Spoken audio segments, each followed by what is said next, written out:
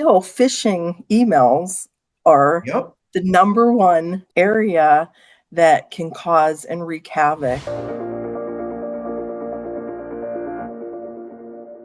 Welcome to the CNL podcast, where we dive deep into the minds of IT and security professionals to uncover their experiences, challenges, and best practices in today's ever-evolving tech landscape. I'm your host, Cedric Lusant, also known as your cyber expert, and today I'm thrilled to welcome Patricia Stern, Compliance Officer at UPMC. Thanks for joining us today, Patricia. How are you doing? I am doing well. I'm doing well. How are you? I'm doing And all I'm right. glad to be here. Thanks for joining.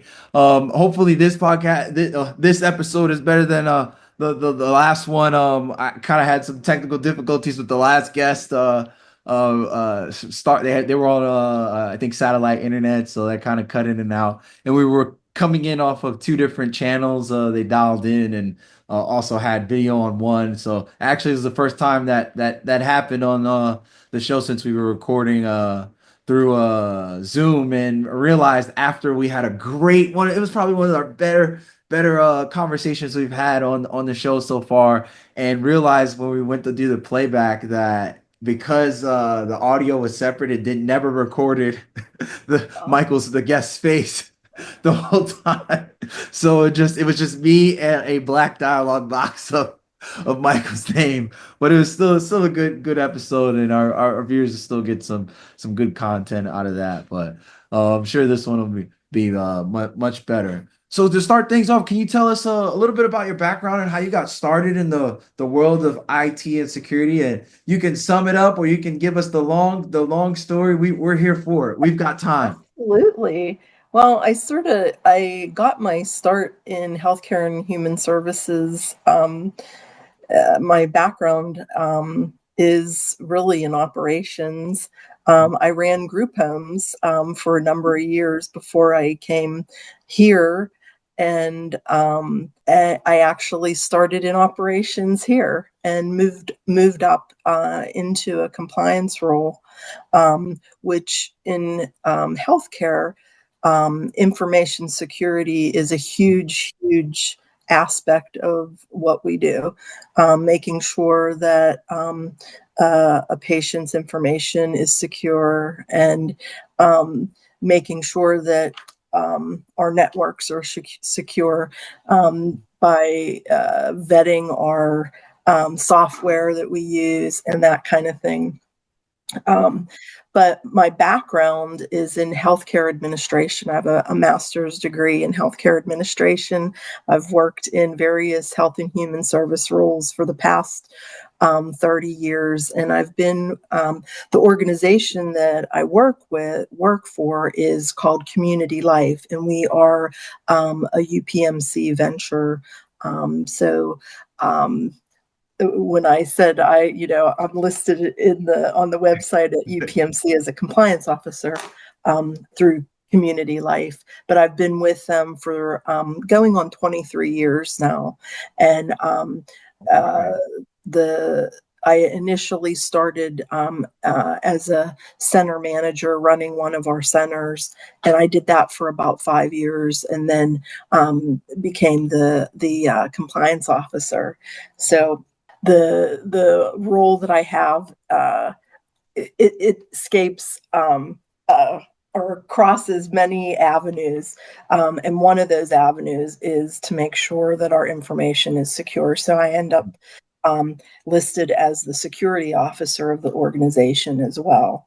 The one positive thing in all that is I'm not alone in ensuring our privacy in our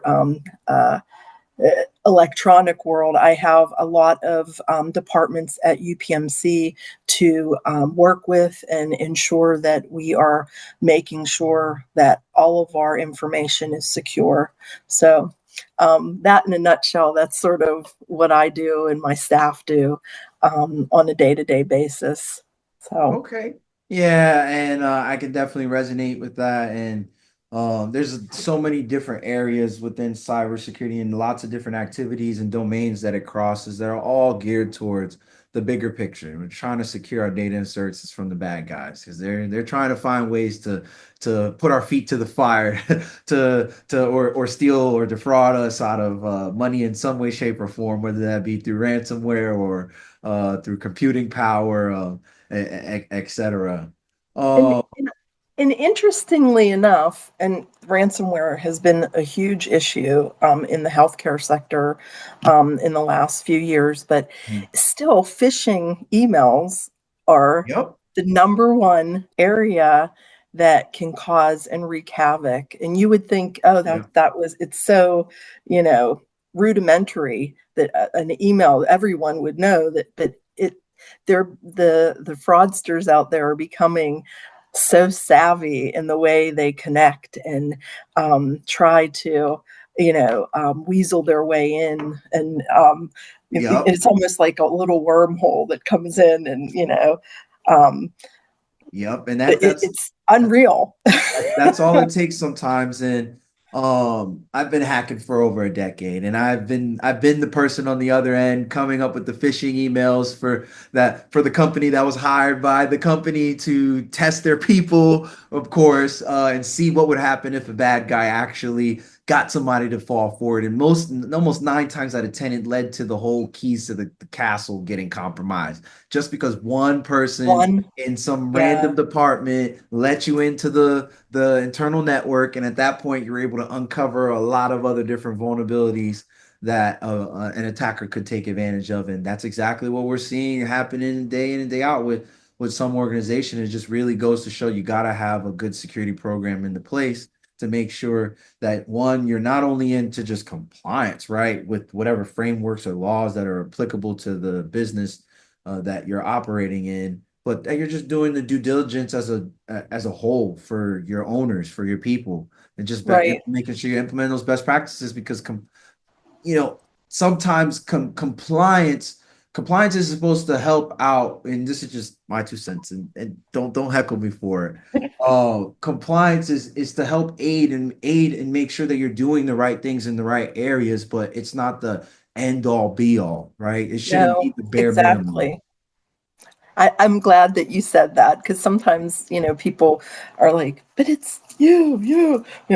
and it's not, it's all of us. And, Mm, I think it's important to have a good, solid education mm, program to make sure that your staff are aware of risks, that they know what to do and what not to do from the very beginning when they're coming in the door, that you're giving them, that education.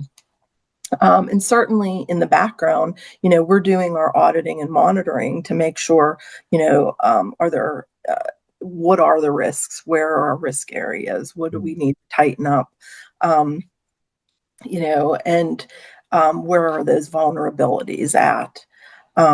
So, that's a day-to-day thing that, Always my staff changing are every doing. And day. then, you're working every day, you're working with new vendors, new software. Mm, So, like I said, we work very closely with UPMC's privacy and security mm, to, make sure they actually do some of our testing when we do the third party testing to make sure when we have a new vendor, is this person high trust, certified? Do they mm. have the right credentials for them to actually work with us?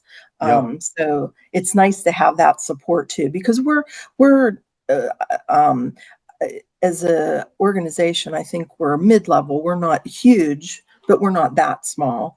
And it's nice to Never too have the small for the bad backing guys. of UPMC to support us. So Yeah, yeah, never too small for the bad guys. That's what I try to tell everybody. It doesn't matter what size you are, they'll come after you that, when you're right, the right. small mom and pop shop or the mid-sized organization, and or you're the large, Fortune 100, 500 conglomerate. Everybody has to be on their toes. What do you see right now is the biggest security threat to your industry? I still think ransomware is Mhm. probably the biggest threat. Um, again, phishing emails, it's there. I don't see those going away.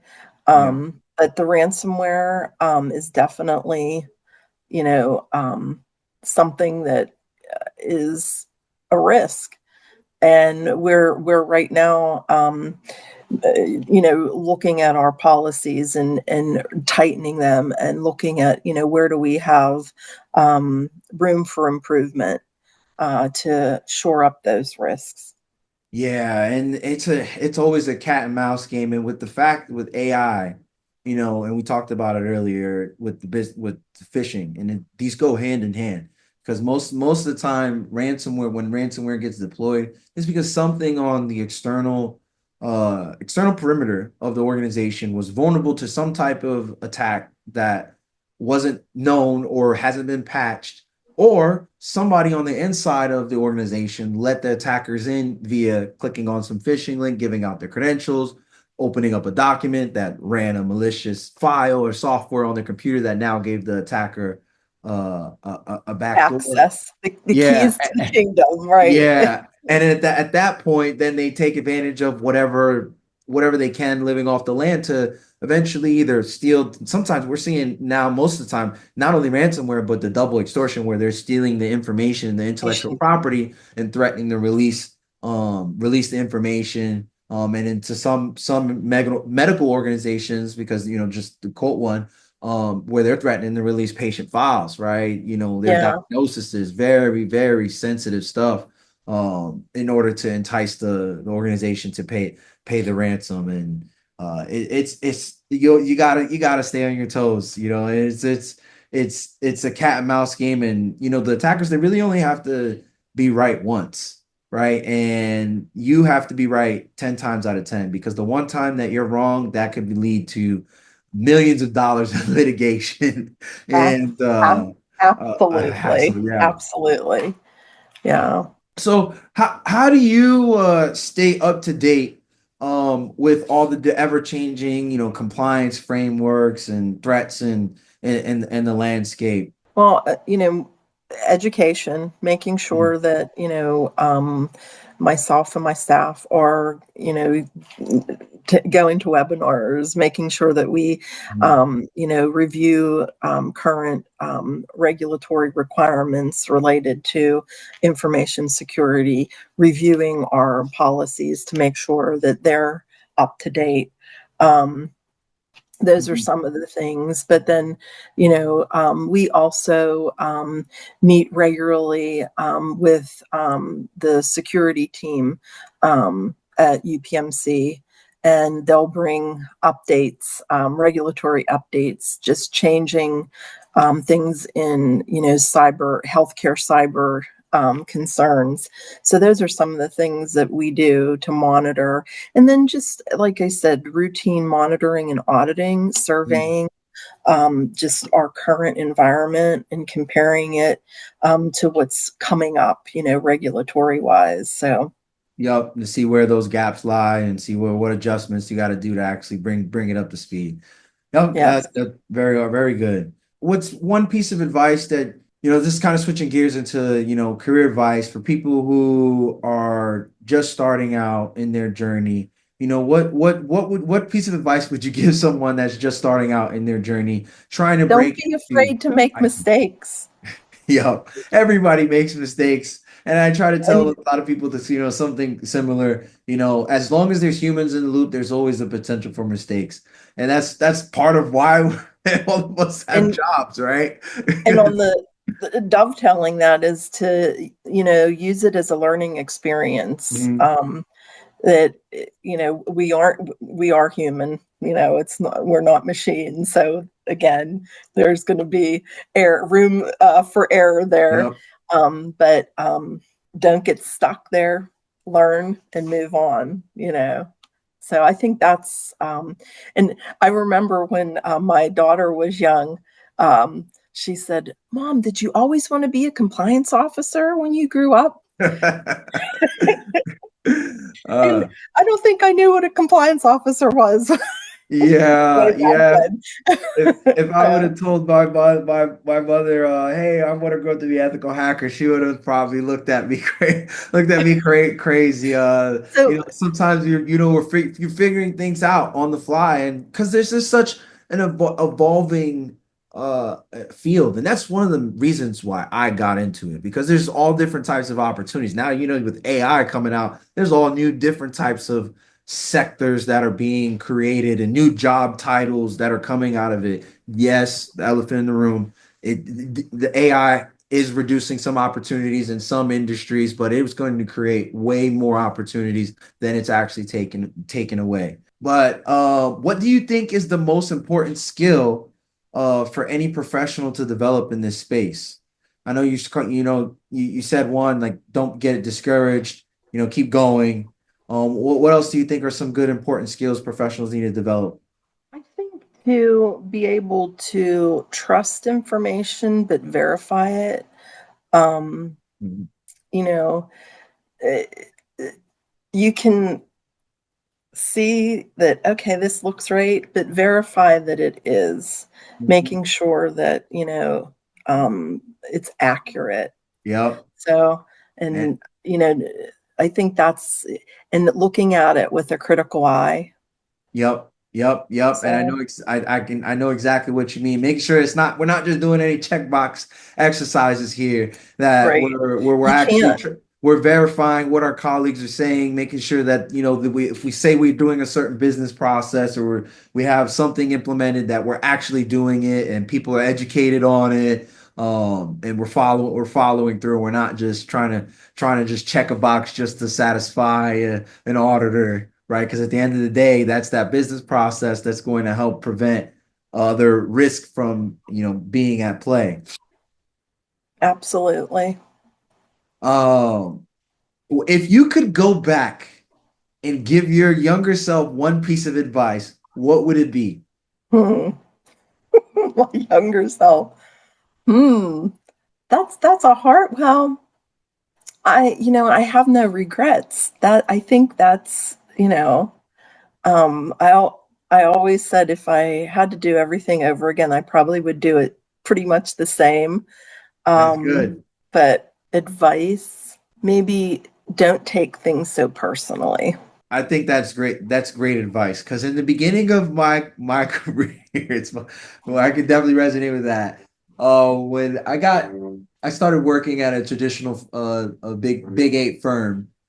Just the way they did things, there, I had to realize you can't take things personally. From coming from being at my own shop to working at a big eight firm.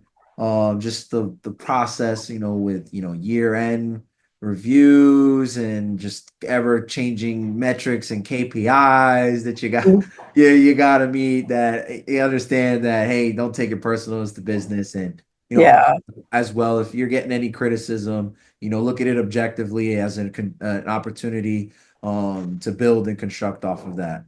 absolutely. But what's one myth or conception that you've always heard that makes you laugh about the IT or tech industry?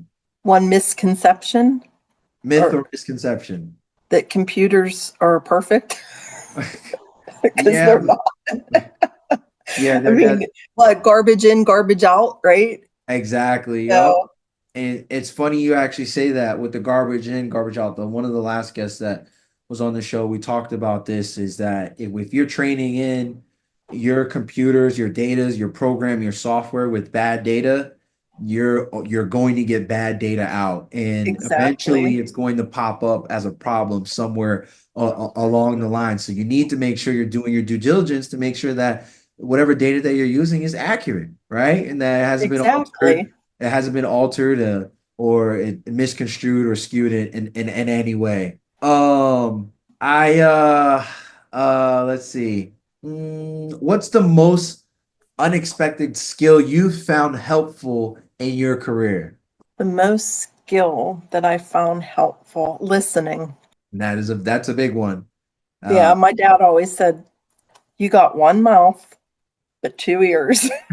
So, yeah, I used that one with my son, and he's listening, probably listening in another room, and he can hear us. I use that one with him too, because, and I have the habit too sometimes, or sometimes just even with technology, the delay may think somebody is done talking, and you start talking, and you realize the point or perspective they were trying to convey and what you were responding to may not be coming from the proper perspective because you didn't finish hear them out, right? So Right. listening is key, because sometimes you have to listen in between the lines. This is just coming from working with a lot of different business units and people.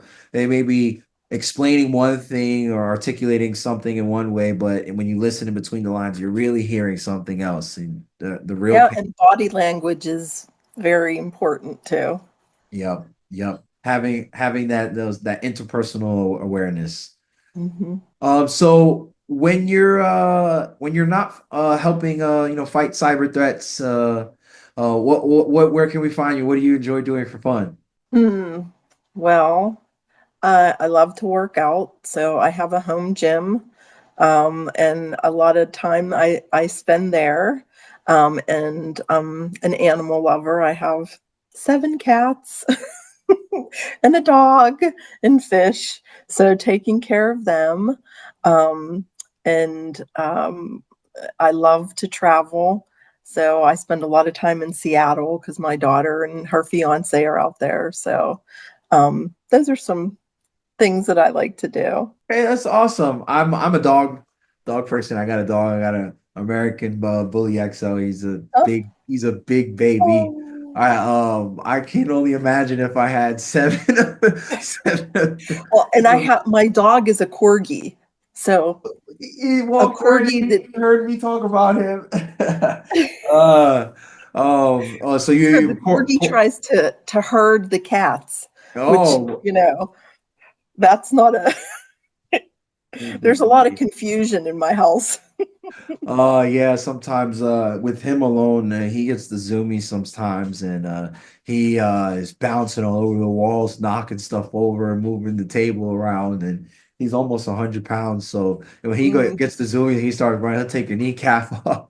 Yeah, there's a Yeah. one to watch out. I used to have 2 corgis, and Mm, my male was a lot bigger than the female, and mm, he was the same way. And I used to call him Meat Missile because he would fly. He You would think these dogs are short and small stature, but mm. the males are big. And he threw a mean punch because he would fly through the air, and he could literally sock you in the belly. You would think, hey, you're only, 2 feet off the ground, but Yeah, yeah, you can't he judge a was book by quick. its And cover. Uh, so where could I guess find you if they want to connect with you, Patricia? they can find me on LinkedIn, certainly, Patricia Stern.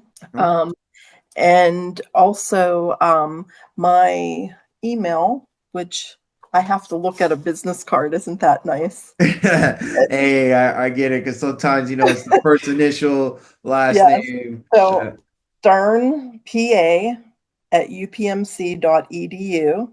And they can email me there. And I'd be glad to network and chat with anyone that's interested. Awesome. Yeah, our listeners, if anyone listeners want to connect with Patricia, feel free to reach out. Well, Patricia, I want to thank you so much for sharing your incredible insights and experience with us today. It's been a pleasure. For our listeners, you can find Patricia again on LinkedIn or the email that's she just said. Don't forget to subscribe to the CNL podcast and to this channel for more conversations with different leaders in the space, just like Patricia. Stay safe and stay secure.